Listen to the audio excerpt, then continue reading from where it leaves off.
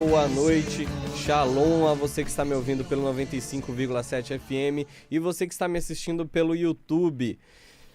Hoje é o programa da restauração aqui na Vibe Mundial FM, meu nome é Josmar Costa. Hoje a gente vai falar um pouco sobre se Yeshua é o Messias. Comigo está aqui Antônio Calçada novamente, de volta ao programa. Obrigado pelo convite. Bem-vindo de volta. É bom retornar. Antes de começar, eu gostaria de ler um versículo. Isaías 9, versículos 5 e 6. Pois uma criança nasceu para nós, um filho nos foi dado, o domínio repousa sobre os seus ombros, e a ele será dado o nome Pele-Yoetz El-Gibor Ad Sar Shalom, maravilha de conselheiro, Deus poderoso, Pai da eternidade e príncipe da paz. E vamos falar sobre isso hoje, sobre várias profecias que existem em torno do Messias de Israel, que o Messias foi prometido para Israel. Vamos falar agora sobre como a gente identifica o Messias. Bom, existem dentro da Torá 54 profecias básicas. E o Messias ele tem que cumprir todas. Não é uma ou outra, são todas. Certo. E o único na história que cumpre todas essas profecias é Yeshua. Por isso que ele é Mashiach. Mas há uma distinção. Porque é assim, Josimar. Você é Josimar aqui no Japão, em Israel, em qualquer outro lugar. Sim. Mas as pessoas não se perguntam por que mudaram o nome dele. Certo. Não existe J em hebraico e todo nome em hebraico ele tem, no seu bojo, ele tem uma função. Ele não é como um nome comum que não tem significado. É como as letras em hebraico, cada uma letra tem um significado também, cada letrinha da Torá, cada palavra da Torá tem um significado também, né? Tem um significado e tem um número. A gematria, toda letra hebraica ela tem um número, Sim. Além do significado. E quando você junta isso num nome, ou numa palavra, ou numa frase, você tem... Dentro da gematria, você tem significados que não dá para ser desprezado, mas quando você vai para a teologia greco-romana, isso tudo desaparece. Certo. E o significado do nome Yeshua? Bom, Yeshua é uma variante do nome de Josué, do certo. Nome de Yehoshua.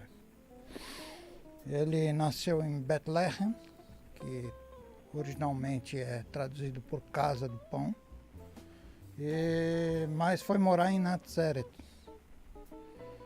Por isso que eles chamam de Nazareno. Yeshua, o Nazareno.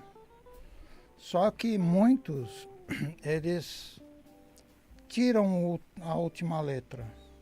Então, o que era para ser Yeshua passa a ser Yeshu. E Yeshua é um acrônimo, é uma ofensa, Certo. né? Cujo significado literal, no hebraico, ela pode ser uma antiga pronúncia da Galileia, da Galil. Shma, Shmo, V'zichro, cujo significado literal é que a sua memória e o seu nome sejam apagados. É isso que significa. Agora, quando você coloca o A, Yeshua, no significado, ele salvará. A salvação vem de Hashem. O Yosef Vactor, ele reinterpreta esse acrônimo, dizendo assim, Et Kadal Shmo Malchuto. E o significado literal é: seu nome e seu reino sejam magnificados. Então você muda o contexto das coisas. Muito bom. Então, querido ouvinte, Yeshua e Jesus são duas personagens distintas. O Jesus é o Jesus romano. E o Yeshua é o nome verdadeiro dele. Muito bom. E a distinção entre emunar e fé, como que a gente pode distinguir esses dois? Não, emuná é assim. Literalmente a palavra vem de confiança. Né? E a confiança você só adquire de uma forma, com estudo e prática da Torá. Fora disso, Não existe. não existe confiança. Você vai confiar no que se você não conhece? Certo. A fé eu posso comprar. As pessoas até podem se ofender por conta disso, porque assim, quem cria a fé é a religião. No programa passado eu disse que o Eterno não criou religião alguma. Sim.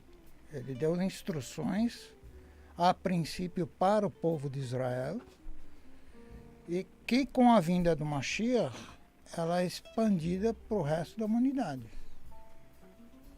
Ele veio para todo mundo? Não, ele veio para aqueles Sim. que guardam a Torá. E como eu disse no programa anterior, para você guardar, você tem que conhecer. Para você conhecer, você tem que estudar. É simples. Entendido. E me fale uma das profecias que Yeshua tem guardado, que Yeshua tem cumprido, que ele cumpriu. Então, a primeira profecia, dentre as 54 profecias que eu escolhi para falar essa noite, é a profecia de número 16, que diz assim. Esse texto está em Deuteronômio, Devarim 18, do 15 ao 19, e diz assim o texto: Adonai levantará dentre seus parentes um profeta semelhante a mim. Prestem atenção a ele, pois quando estavam reunidos no Horeb, vocês pediram a Adonai, seu Deus, não nos deixe ouvir mais a voz de Adonai, nosso Deus. Nem permitas ver esse grande fogo outra vez. Se fizer isso, nós morreremos. Nesta ocasião, Adonai me disse: eles estão certos no que dizem. Levantarei para eles um profeta semelhante a você dentre os parentes deles. Porei minhas palavras em sua boca e ele dirá tudo o que lhe ordenar. Quem não ouvir as minhas palavras, que ele falará em meu nome, prestará conta de si mesmo a mim. Então é Adonai falando para Moshe. Olha, Moshe, eles estão absolutamente corretos naquilo que eles estão falando. Mas de quem que Adonai está falando, senão do Mashiach? Lembrando que Moshe, a seu tempo, também foi Mashiach. Mashiach, ungido para libertar o povo.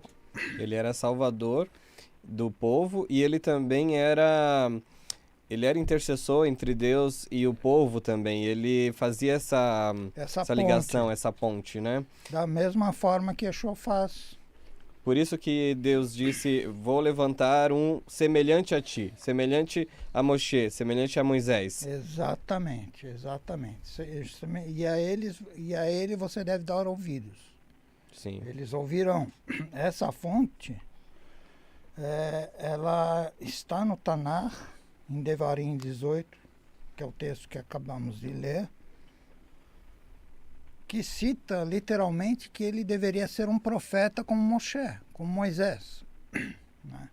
Essa é a primeira, dentre outras tantas, é uma das profecias que já foram cumpridas. Lembrando que aí existem profecias ainda por serem cumpridas.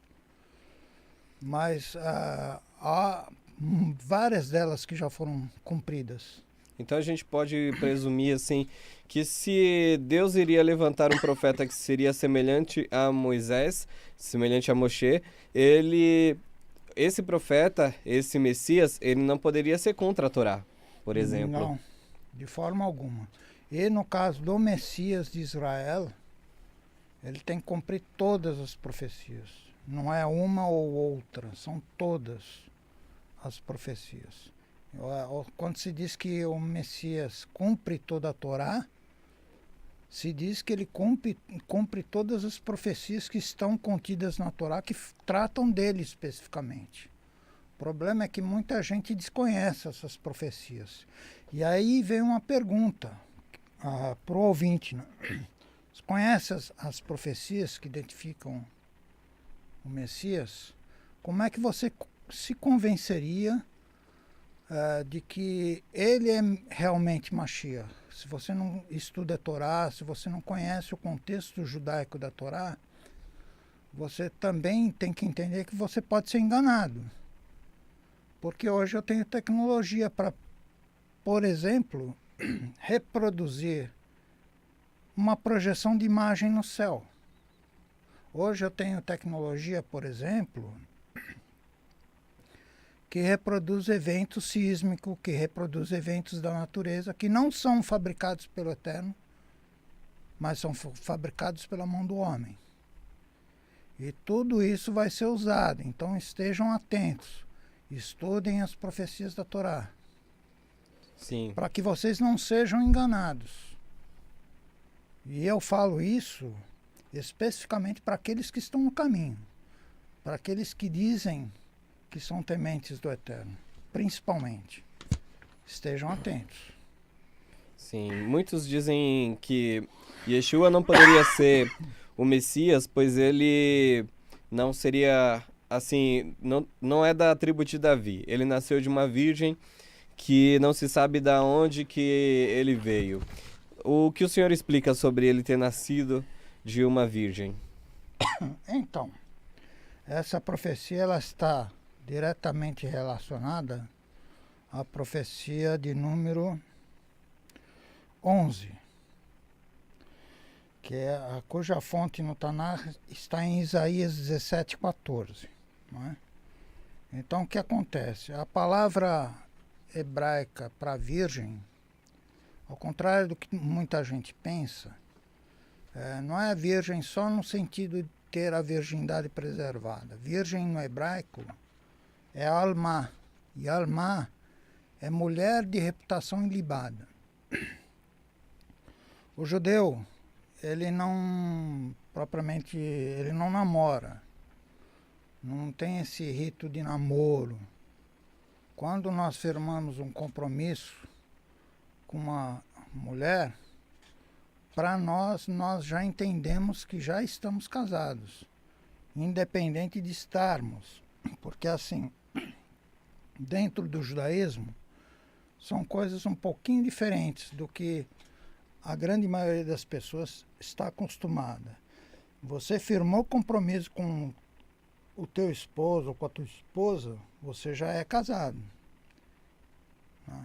A ketubá, que é a certidão de casamento, é só uma manifestação religiosa.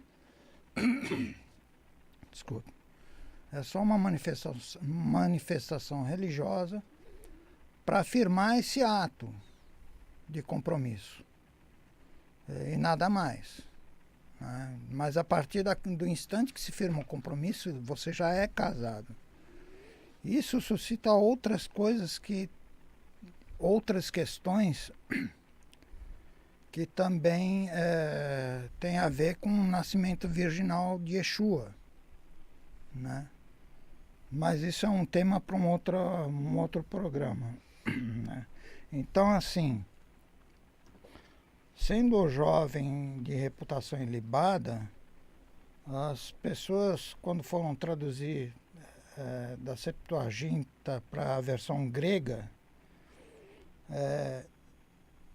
existe uma distância assim de uma distância de tempo entre uma coisa e outra, mais ou menos uns 200 anos. Né? E elas verteram essa palavra para virgem. Mas, na verdade, virgem é alma, mulher de reputação ilibada. Basicamente é isso. Entendido. E a rejeição que Yeshua tem hoje entre a liderança judaica, Deus já previa isso? Deus, Hashem, é onisciente, onipresente e onipotente. Ele prevê tudo e tudo está debaixo da mão dele. Muita gente, eu já tive situações em que já perguntaram, já falaram para mim, mas vocês mataram Jesus. Falei, escuta, primeiro, ele afirma que ele não poderia ser morto se ele não quisesse. Segundo, você alega que nós matamos Jesus. Tá, mas o senhor é judeu? Aí a pessoa virou para mim e falou, não sou. Então eu te lanço uma outra pergunta. O que teria acontecido se ele tivesse vindo para os seus e os seus o tivessem recebido? Onde é que o senhor acha que estaria agora? Porque até então, isso era restrito a Israel. A partir de Yeshua, o que era restrito a Israel se expandiu para o resto da humanidade. Então essa história de falar que não, a Torá é só para judeu, as mitzvot são só para judeu, não é uma verdade. Sim. Elas são para todo aquele que teme o Eterno. Todo aquele que teme o Eterno deve estudar a Torá, conhecer, praticar e ensinar os outros. Sim. A fazer o mesmo. Uma coisa importante que o senhor falou agora é que nenhum judeu, nenhum profeta e nenhum rabino conseguiu disseminar a palavra de Deus para o resto da humanidade como Yeshua conseguiu. Como através de Yeshua a Torá foi liberada para o mundo inteiro. Não existe um lugar no mundo que não ouviu falar em Moisés, que não ouviu falar em Adão, que não ouviu falar em Noé. Exatamente. Muita gente fala das 7 leis de Noé. E fala que para o Goim basta só, para os não-judeus basta só obedecer às 7 leis de Noé. Mas se a gente for pensar bem, todos indistintamente vêm de Noé, porque foi destruído. O mundo foi destruído no dilúvio. E a partir de Noé, a humanidade foi refeita. Sim. Então, você não pode simplesmente pegar um grupo de pessoas e falar, olha, vocês são goim, só a lei de Noé está bom para vocês. Lembrando que a Torá ela tem 613 mitzvot. Mas essas mitzvot, você tem mitzvot para Kohanim, você tem ordenanças para mulher, você tem ordenanças para homem, você tem ordenanças para o povo em geral. Eu, por exemplo, não vou cumprir a mitzvah de Nidá, que é a mitzvah referente à menstruação. Por quê? Porque eu não sou mulher. Eu vou cumprir as ordenanças que é cabível para o homem, assim como a minha esposa vai cumprir as ordenanças que é cabível para a mulher. Eu não sou um Cohen, não sou um sacerdote. Então eu não posso cumprir as ordenanças específicas para os sacerdotes. Eu tenho que cumprir as ordenanças que são específicas para o povo de modo geral. É assim que funciona. Mas cumpra, e cumpra não só porque a lei está determinando, cumpra por amor e temor a Deus através do Mashiach, porque ele é a finalidade da lei, não no sentido de término, mas no sentido de cumprimento. A lei se cumpre nele, não é? Então, assim, tudo isso foi expandido para a humanidade.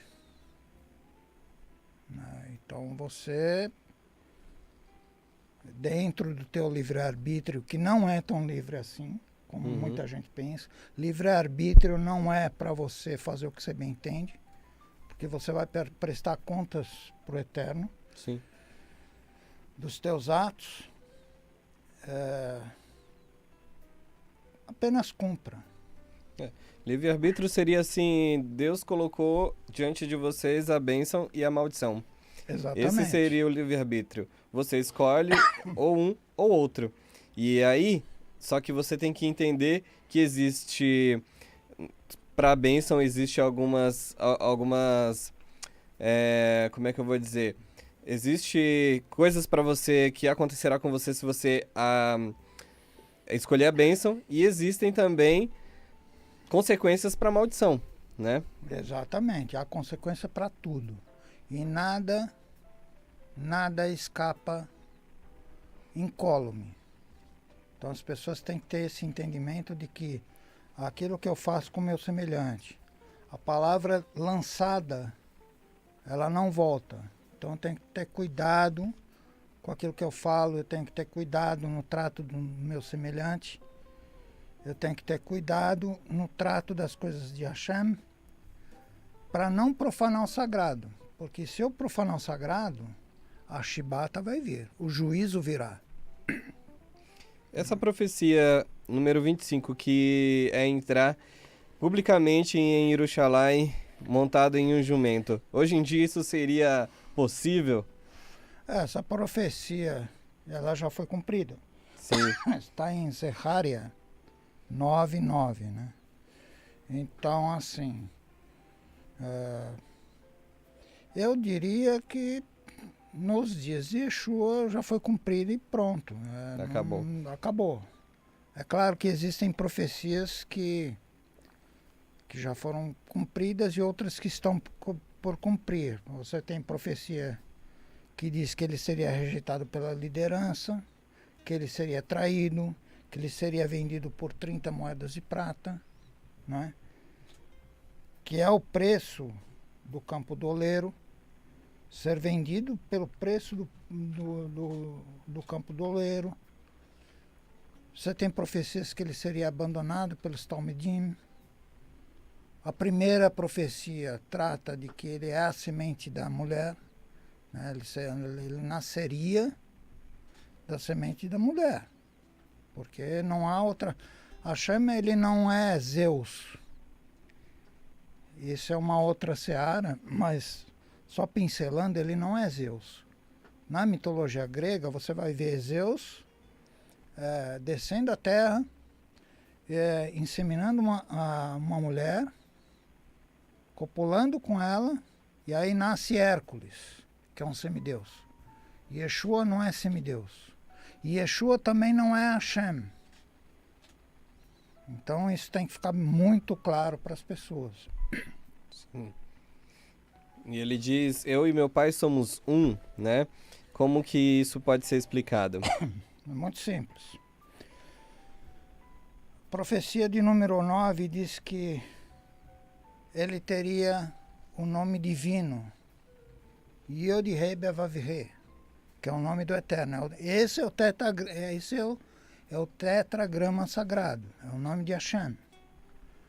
E nesse caso específico, Yeshua tem 2 letras do tetragrama sagrado no nome, que é o Yud e o Vav.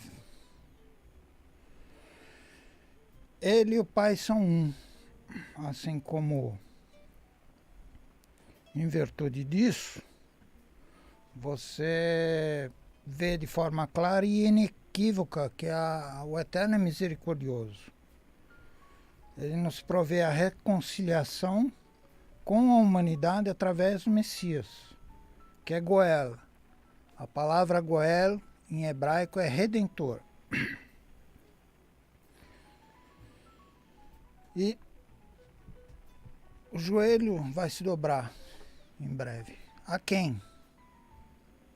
Mashiach vem, estabelece o reino messiânico e entrega para Hashem. Todo o joelho se dobrará a Hashem. Nem mesmo Mashiach disse para adorá-lo, porque isso seria idolatria, e idolatria é uma abominação. Você deve adorar quem? Você deve adorar o Eterno, através de Mashiach, do Messias. Ele é a ponte, assim Ele é a como ponte. Moisés foi ponte. Ele também é a ponte. Ele é a única ponte. É a única ponte. Porque Moisés não cumpriu as 54 profecias. E Sim. ele é o único profeta em todo Israel e todos os tempos que cumpre essas O profecias. único mediador. E eu quero agradecer a sua presença aqui. Infelizmente, já acabou o programa. Que pena. É impressionante como esse tempo voa, né? Que o Eterno te abençoe e te guarde, que o Eterno venha resplandecer o rosto dele sobre você e tenha misericórdia de você. Que o Eterno sobre você levante seu rosto e ponha em você a paz. Shalom. Até o próximo programa. Até mais.